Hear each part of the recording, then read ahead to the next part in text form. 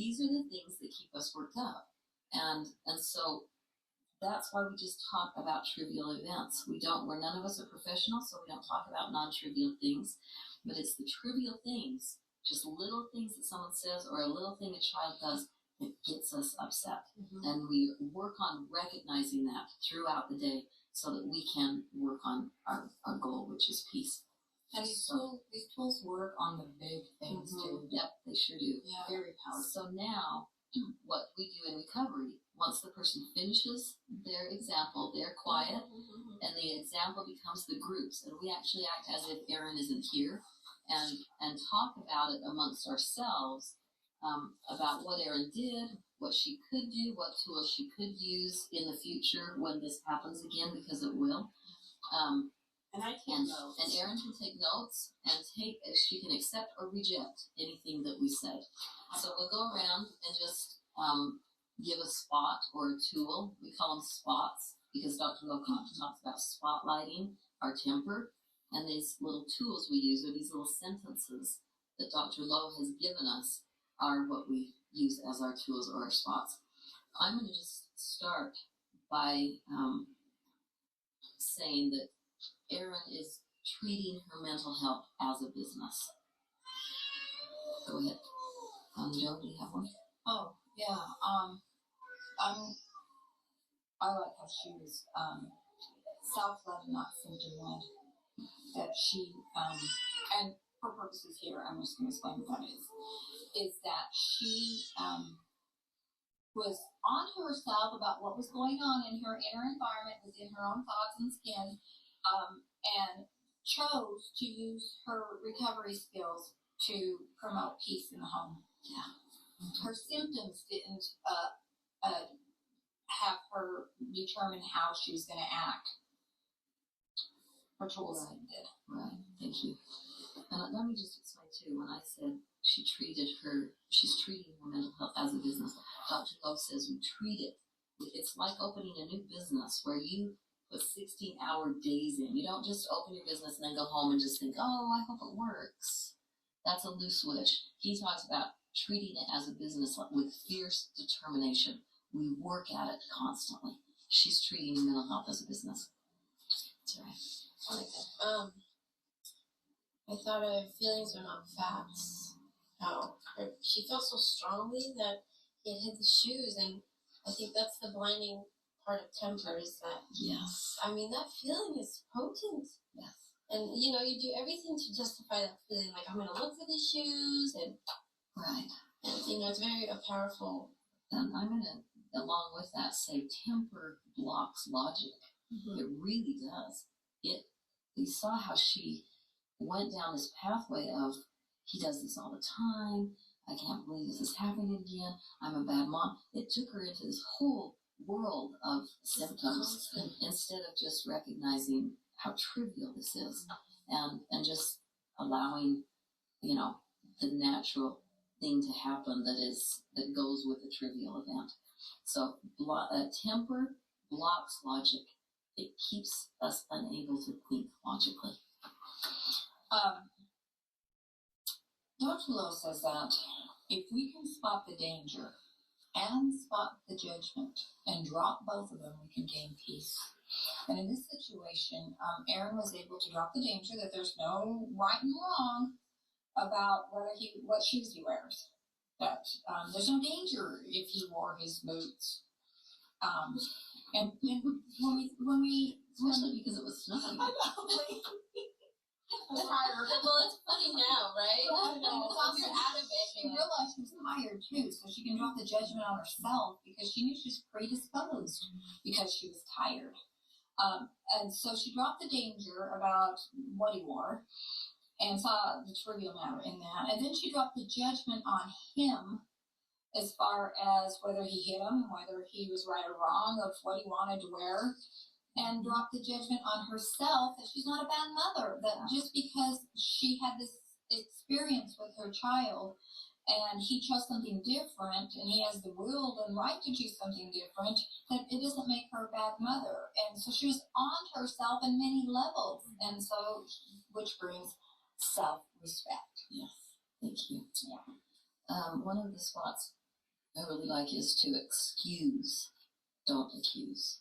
Excuse, and Erin excused herself and can excuse herself for this initial flare that she had, tied to the effort of going and buying new shoes and the excitement of having a child wear your new shoes. That initial flare of realizing it's not going to happen. Another one, expectations and disappointments.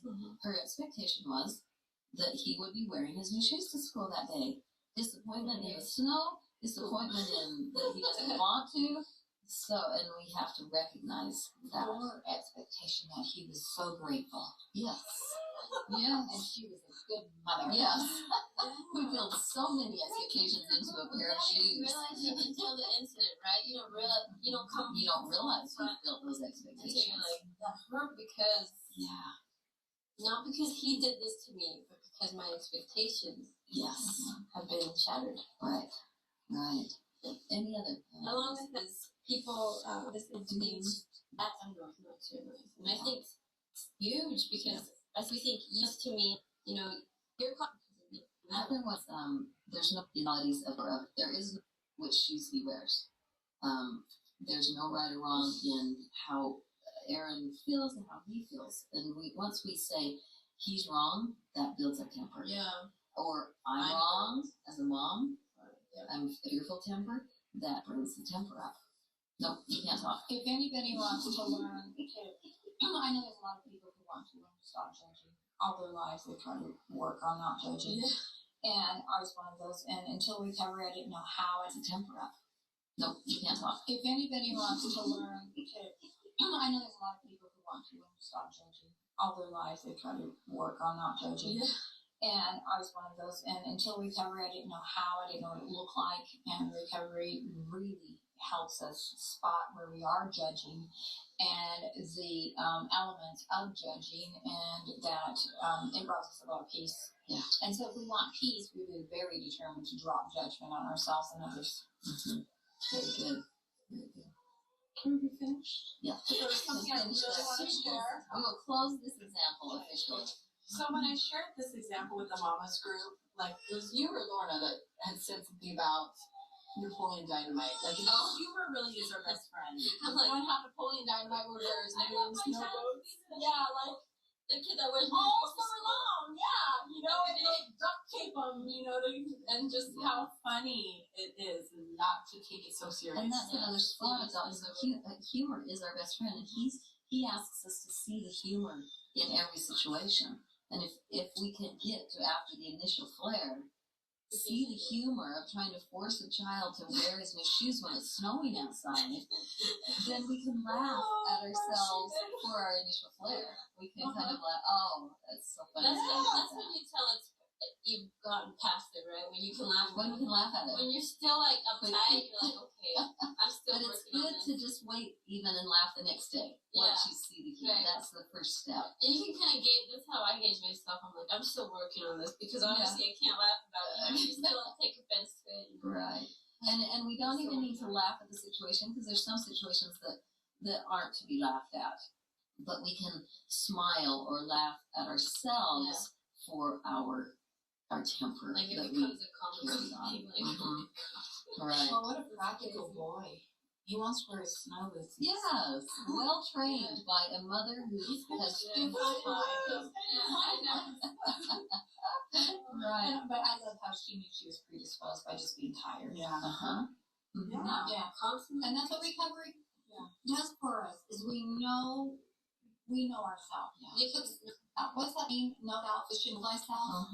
Yeah, well, about being tired, and recovery has brought me to more awareness. Is like I felt like I was constantly tired, because I Me too. 3 kids, getting up at night, and I would think, well, if I didn't get my sleep, this day's shot. But Danger. for me, and it's like I'm worthless. I can't function. I can't think. I'm worthless. I can't function. I can't think. I'm just reactive. But this, I'm like, no. I still have my will. I still have options. I can still make deliberate and conscious decisions, even though it takes more processing when you're tired. Right? You have to be like, there's a lot of effort.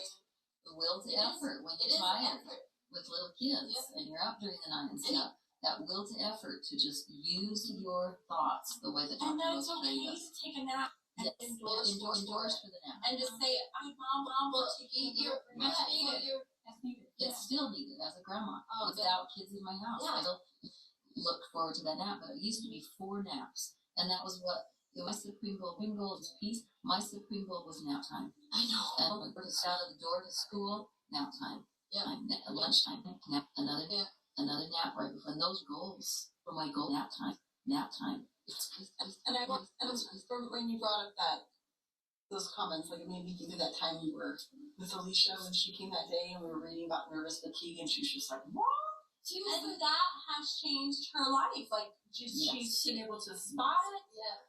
And like she's so cute. She's like, because she hates doing laundry, and she said every time she saw that pile, she'd be like, "Oh, I'm tired. I can't do this." And she's like, "I never realized it was just my brain playing tricks on me because I hated laundry." You know? Yeah. So it's amazing. And speaking of the nervous fatigue, I have a certain time at night where my body just kind of shuts down. But if we happen to be watching, I can come out of it. But otherwise, I let it be my body's signal that it would be good to go to bed now if you could. So the recovery helps us to get to bed. Like instead of having our brains race, and to go to sleep. Yes. But like I would be like, no, I have so many things to do. Like it's such a waste of time to sleep. Right. Good idea. And it also gives us things to think about if we happen to be awake during the night having a hard time sleeping, instead of just being upset about the symptoms and about not sleeping. And Dr. Love says people are afraid of those symptoms and they're but he says if you just lay there and quiet your mind, you'll get some rest. You'll get some rest during that time. And that's a very comforting thought instead of what we usually have. Well, thank you all very much. So anyway, after we do the example period, then we usually have called a mutual aid, which is kind of what we've been doing here and done periodically throughout the. We're good at mutual aid. Mutual aid is where we're aiding each other mutually. We use these terms that are from the 1930s, but we've carried them on because they're Dr. Love's terms, and we love Dr. Love. Yes. And we want to honor him for this method that he's given us. Oh my goodness, I get emotional when I think what he has done for so many lives with this method. The simple method. Yeah. But when you see your own transformation, it is emotional. Like, change is powerful, and if you can change your thoughts and change your world from that, and it literally changes your world. Even though the world is still the same. Exactly. I like the ripple effect. My husband, when he allows himself to get worked up, he'll decide on his own, and this is what he just declares: I've got to move my muscle. Spread the word. Thanks, Erin. It's great. Yeah. If you want peace, empowerment, and having a zest for life and spontaneity, come to recovery. Yeah. Who doesn't love Online or meetings. Give yourself the gift. Love yourself enough to do it.